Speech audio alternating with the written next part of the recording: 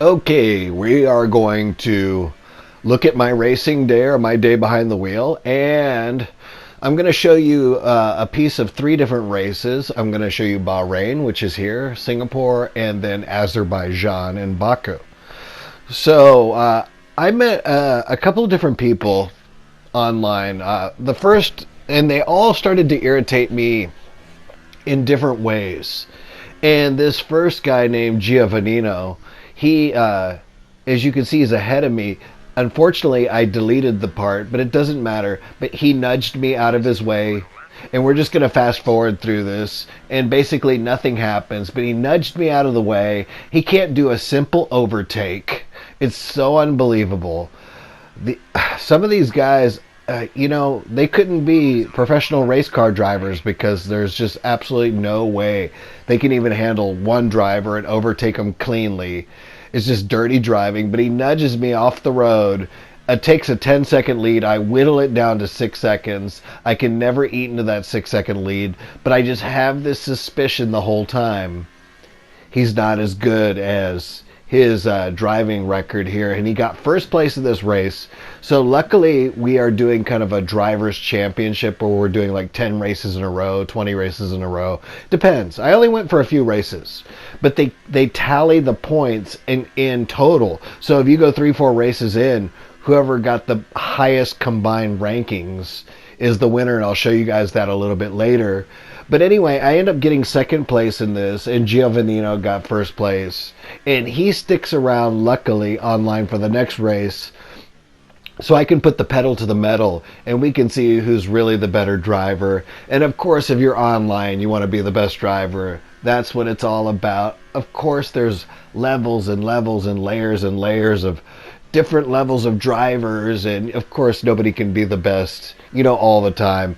It's all in good fun. But anyway, Giovannino got a little bit under my nerves, and unfortunately, he took the Bahrain Grand Prix. Okay, in just a couple seconds, we're going to switch here to the Singapore Grand Prix, and I'll show you a little bit of qualifying and what happened during that race. And let's see if I get my revenge. Okay, those are the race results there. My ID is CPR Rickster, and as you can see, this is the qualifying lap. I got second place in the Bahrain Grand Prix. This is the qualifying lap. This is turn 1, turn 2. It's an S turn. Turn 3 is a lot tighter. Goes into this kind of like a crooked straightaway, if that makes any sense. That's kind of a contradiction of terms, a crooked straightaway. Anyway, this is my qualifying lap. Hit the wall there, which doesn't look good, but the point is to get pole position or get up towards the front of the pack. I believe there's 9 people in this race trying to qualify for it. I'm fast forwarding here. We're going to look at the last 4 or 5 turns under the interchange. Really, really cool. I've said it before, I'll say it again. What makes this race different is it's a street track, plus it's a night race. And I believe that's the only grid on the race calendar that does that. And for some people, this is their favorite track. My favorite track changes from time to time. Depends on my mood. This is definitely one of my favorite tracks. It's a hard track. This track I do not like in the rain. If it's raining, everything changes. And you can see I did get pole position here. This is the start of the real race. There's the guys behind me. Get a nice clean start. And I am just running away from the pack so they don't just, terrorize me, hit me in the back. Because it's a technique in this game where they can hit the back wing and throw me off the road. And they'll hit it like just to one side or the other. But especially when you're making the turn. If you're making a right turn and they hit the back right, it'll throw your back end off the road and they can pass you easily. In fact, you're going to see that in a little bit later. It's just the dirtiest of overtakes. The stewards or referees, but they're called stewards. The stewards would look at that and they would penalize that driver. But in the game, the stewards do not do that, unfortunately. This is towards the end of the track right here. There's 2 more turns and then the track restarts. And as you can see, Just giving you a good look at my opening lap right there. That's the beginning of lap 2. Here comes the S turn in turns 1 and 2 into a hard third turn. That's why you can see you have to brake there. I've been leaving the dynamic racing line, or DRL, on. Here's a look at the pit stop for you guys, just to give you a little bit more of a visual, kind of a visual variety or different viewpoints to look at. But honestly, in Bahrain in the first, I was in control of that race, and then Giovannino came up and tapped me, and I've been in control of this race. When you do pit stop, somebody will pass you.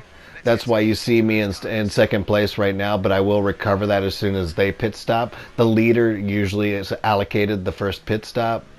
Okay, there's turn 3 into that crooked straightaway, contradiction of terms. There's the last turn right there to jump forward. And here is the final lap. I think I actually let you guys watch the entire final lap just for fun. Turn 3 into the crooked straightaway.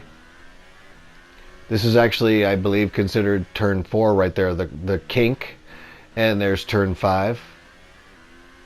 There's 23 turns. I think this is the most turns of any racetrack in the race calendar. It's absolutely beautiful. So anyway, I got second place in race 1 in Bahrain. Race 2, Singapore, I've been in complete control the entire time. I got pole position. I've been in the lead. As you can see, we've whittled it down to 5 drivers. That means 4 drivers dropped out from losing. Man, the scenery is so beautiful in Singapore. I've been to Singapore, by the way. It was the shortest trip I've ever taken. It was kind of an overnight trip. I took a train over to Singapore from Kuala Lumpur, Malaysia, and the really cool thing about that is it just coincidentally happened to be New Year's Eve. So I've actually seen fireworks in Singapore. And in just a second, they usually put fireworks here on the last lap. But I don't know if that's only at night. But anyway, yeah, I've actually seen fireworks in Singapore. And it's just, one of the miracles of life that I probably will never replicate ever again. So I'm really grateful for that happening to me. And as you can see, complete control of this race, and I end up taking the checkered flag for the win. And then in just a second, we will move on to Azerbaijan. So I think Giovannino got third place right there. There's a couple other people that get into the mix too with me pretty soon. I ended up. Red Bull, Toro Rosso. That's me, actually, my online voice right there when I was playing with people. Okay, there's my results right there. Here's the driver standings. I'm in second place right now. Unfortunately, that's so small I can't see it. But he does come into play. And then the Constructors' Championship, I believe I was in the lead. Like I said, when I'm in edit mode, everything goes small, so I couldn't quite see it. Okay, here's the qualifying lap at Azerbaijan. We're going to flip through this. We're not going to look at the whole lap. I'm pretty good at the first turn there, as in I take it fully wide right towards the wall. Here's the castle section. There's 3 sectors. The castle section's so beautiful, but that's where Charles Leclerc this year hit the wall. This section's so fast. You have to hit the brakes really early here. Right there, that's where later on I get nudged into that wall. So let's see the results of my qualifying lap here. This section's so hard. You're going full throttle the whole way. And if you don't see the turns in advance, you will run into one of those walls. And, now it's just completely straight, full throttle. And we'll see the results of my qualifying lap.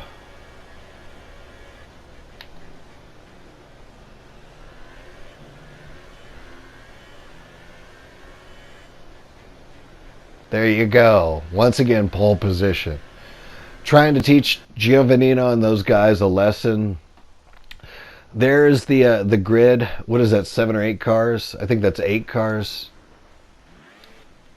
This is the formation lap, which if they go out of order, does a reset. That's why they become ghost cars for just a second. But those are actually real players. And in just a second, we will see the start of this race. And then I will give you a little bit of commentary. And let's see how I do. Pole position once again. Let's see if I take control of the race.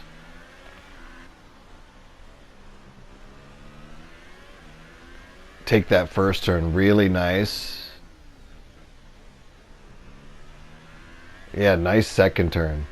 Okay, everybody's right behind me.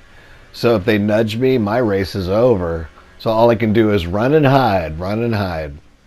Okay, I'm pretty good at these 90-degree turns. Sometimes I get right next to the wall, and it's really exciting that you can have so much confidence in these turns. That's the key to this. Here's the castle section.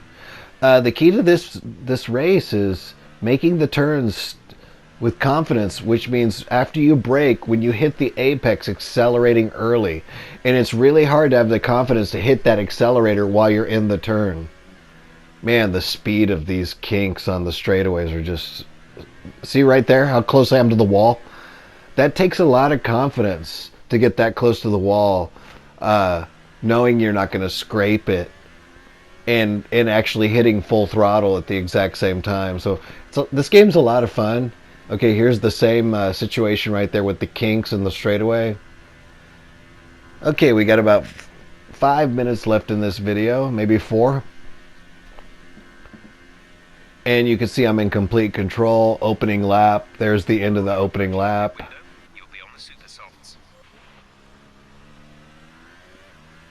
And I will show you guys if I keep control of this race, how long I keep control, what happens with the results.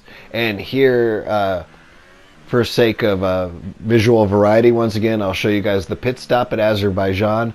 I believe those are all hotels and financial banking centers, but mostly Baku is considered like the Paris of that region. Okay, we are down to the last 4 minutes of this video, so let's see what happens after the pit stop, and let's go ahead in just a second and fast forward. Okay, I've exited the pit stop just cleanly here.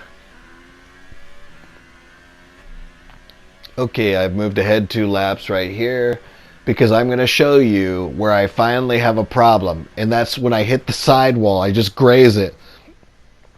And I literally lose probably about 12 or 13 seconds. I had like a 16-second lead, and that lead is now whittled down to about 3 seconds. And I have to maintain that 3-second lead for the next 6 or 6.5 laps.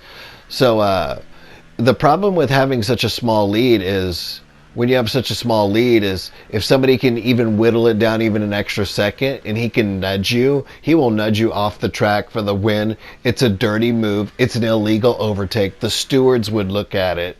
But in the video game, it doesn't quite work like that because you can reduce the rules. You can reduce the damage. It's not 100% realistic.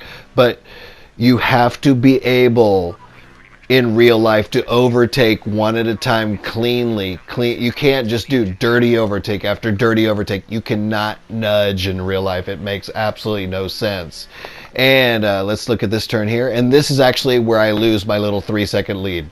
I did the castle turn right there. I slowed down. He's probably right behind me. And then in the big braking zone after this straightaway and the kinks, he's about 0.2 of a second behind me. I have to hit the brakes here for about 2 seconds right here. And he comes up and nudges me in the back left. And that actually pushes me into the wall. The back left. It pushes me into the wall. And then finally he can overtake me. Now I'm behind him. Now here's another example. We're going to move away to another race here for about 25 seconds. And this shows you the opposite view of me behind somebody. They cluster up in front of me because they had a problem in the castle section. And so they put themselves right in front of me. And they have to hit on the brakes really hard here. And you're going to see me run them into the wall. It's so easy to do. I didn't hit him in the back left. I hit him in the center, and I created terminal damage. But it was actually somebody that was making me really mad, so that's why I did that. But anyway, now back to my race. Is I have done nothing to this guy to make him mad. I've just had control of the lead. You can see he blocked me again, so that's his second dirty move right there. And anyway, that wasn't the dirtiest of the moves, but wait till you see what's about to happen here. Right now, I'm approaching the DRS zone, which creates less drag. It opens up my rear wing, and I'm going to try to overtake him. Obviously, I've got 10 more miles per hour, and he nudges me off the white line and into the wall right before the finish line.